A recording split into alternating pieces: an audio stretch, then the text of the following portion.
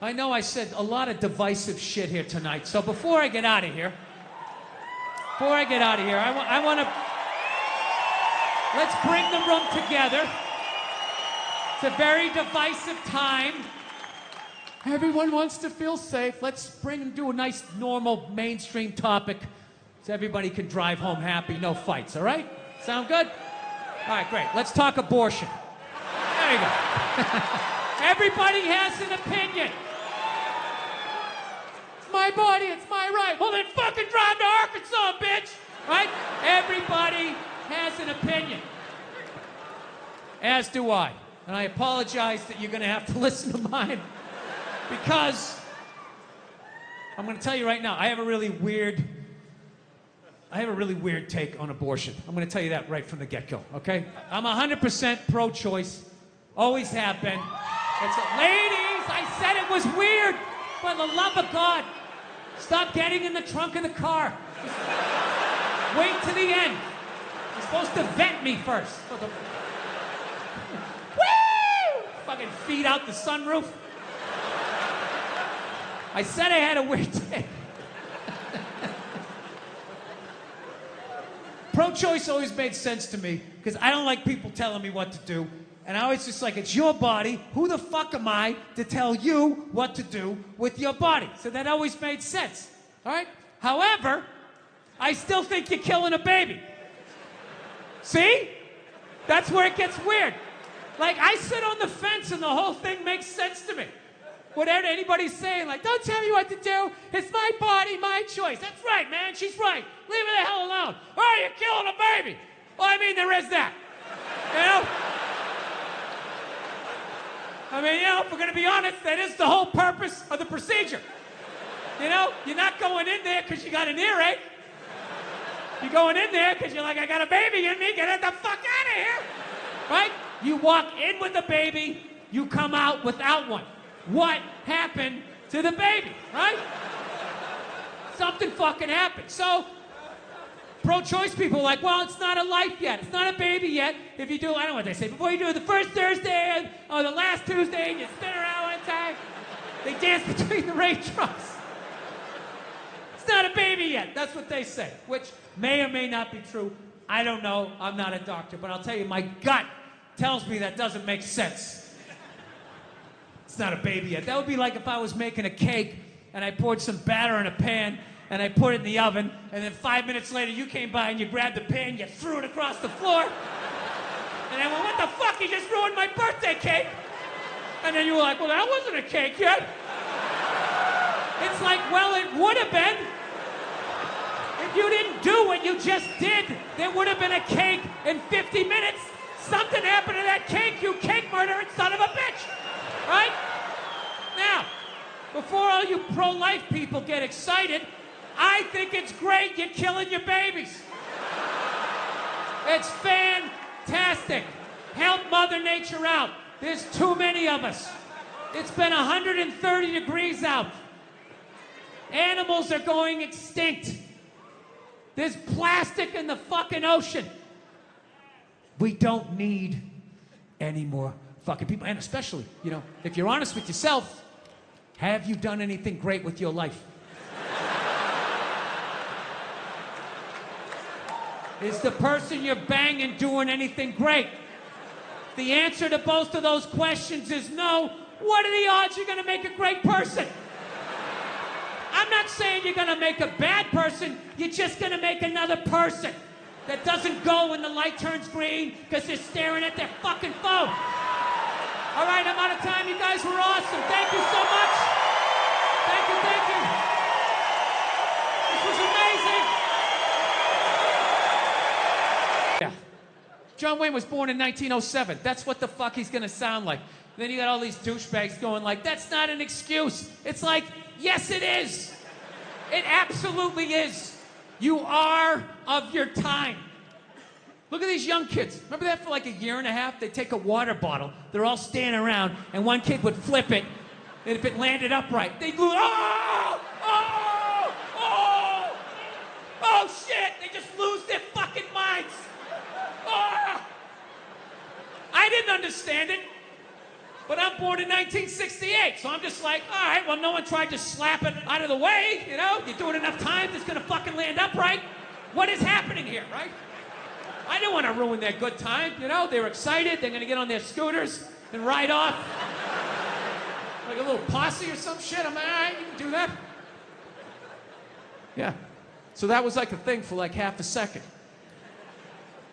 Sean Connery died. The great Sean Connery. Yeah, my favorite James Bond of all time.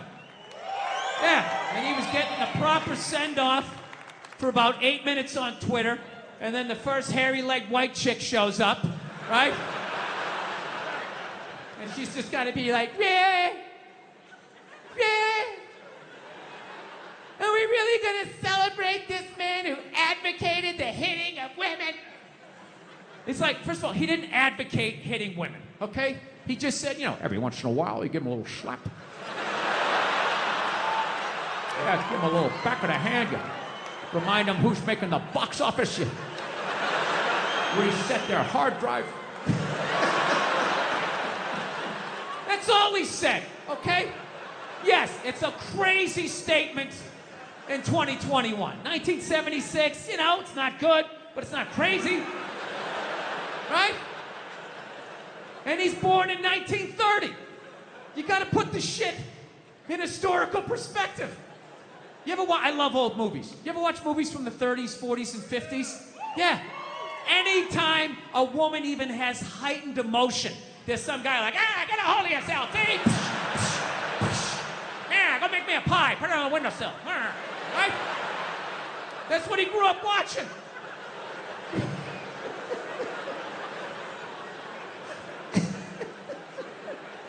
I grew up in the 70s. I thought being a truck driver was a cool thing. You know, you had a monkey for a friend. You're going around, chicks showing their titties. I thought that was the world. I had no idea. That's what I was watching. My thing is okay, so if you're gonna cancel all of these fucking dead guys, and you're gonna shit all over them after they're dead and they can't defend themselves, why are you only going?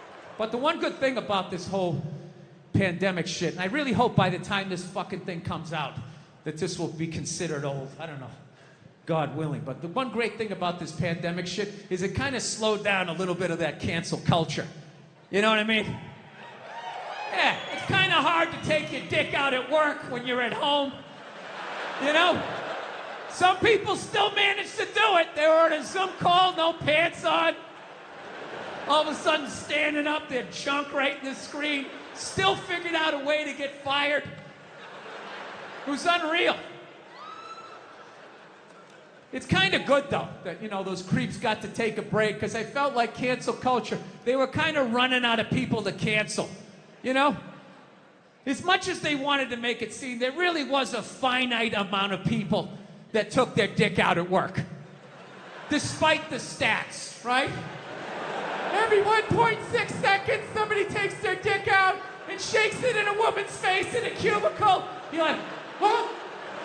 Every 1.6 seconds? I must not have been paying attention. Every 3.2 seconds, some man jizzes on a fern and rubs it in a woman's face. Holy shit! I didn't know that happened. Right? Yeah, so fortunately, they rounded up all of these fucking animals and they got rid of them, right? But it kind of became like this cottage industry. And it was a way to kind of get rid of some men that maybe were in your way, you know? It's like anything. It always, like, you know, the initial thing, you agree with it, and then it kind of gets out of control. So, I don't know. They kind of ran out of people, and there was this kind of hilarious moment, like last year, where they started to try and cancel, like, dead people. Remember that? All of a sudden, out of nowhere, like, John Wayne was trending. I'm like, what, they got some found footage? You got a new movie coming out that maybe they shelved? And all of a sudden, it was all these stupid-ass woke white people, right? Oh my God, did you see what John Wayne said in Playboy in 1971? This is a bunch of fucking white people, all up in arms, about a dead white guy. I can no longer tolerate this. I can no longer tolerate dead for 45 years. John Wayne, saying things in a magazine that doesn't exist anymore. I am here for black people. I shouldn't have got mad at her. I should have bought her a beer. And just listened to her troubles and had empathy and be like, yeah, it's not your fault. You married a woman. I did it too. You're not going to win. There's no winning this. Yeah. I'm telling you, if you don't believe me, do a little people watching. Take a look at the look on the average lesbian's face. All right? I don't mean a lesbian in her 20s. She's got a whole life ahead of her. She's got Christmas in her eyes, right? I mean a lesbian about 35, 36, starting to settle into what the deal's gonna be, right? And then look across the bar, find a married guy about the same age. Look at the look on his face. Look at the look on her face. Go back to his face. It's the same fucking look. Yeah. And then look at gay guys. Some of the happiest people I've ever met in my life. They're almost too happy. It's like, hey, how's it going? They're like, hi! Almost floating across the room with that lack of estrogen just yanking down your fucking dreams. Now look, it might be a front. I'm not saying all gay guys are just blissfully happy, but it's looking like a pretty good time to me. Dude, they're some of the most positive people I've ever met in my life.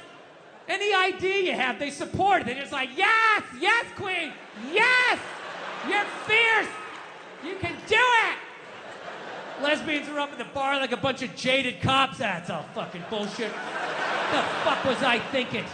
U-hauling after 10 days, moving in. What the fuck was I thinking? She's crazy!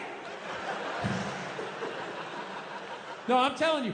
I think married men and lesbians need to start hanging out more.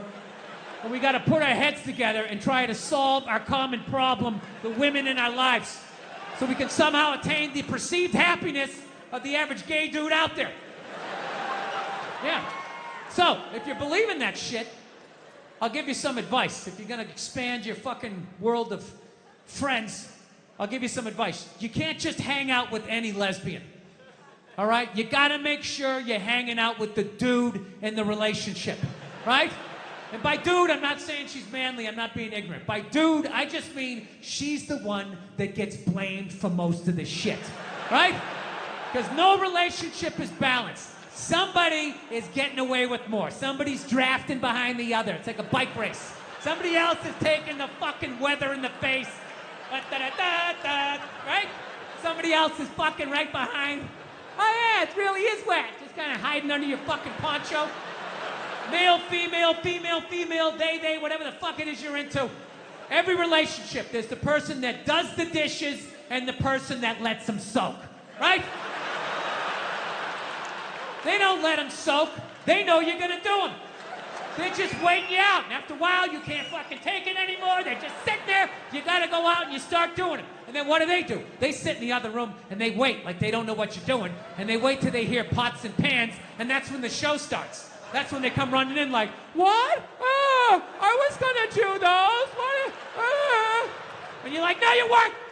They've been sitting there for 8 hours. I got my hands in room temperature waters with scrambled eggs floating around. Don't gaslight me. You're a fucking animal. You were raised by animals. Get out of my sight.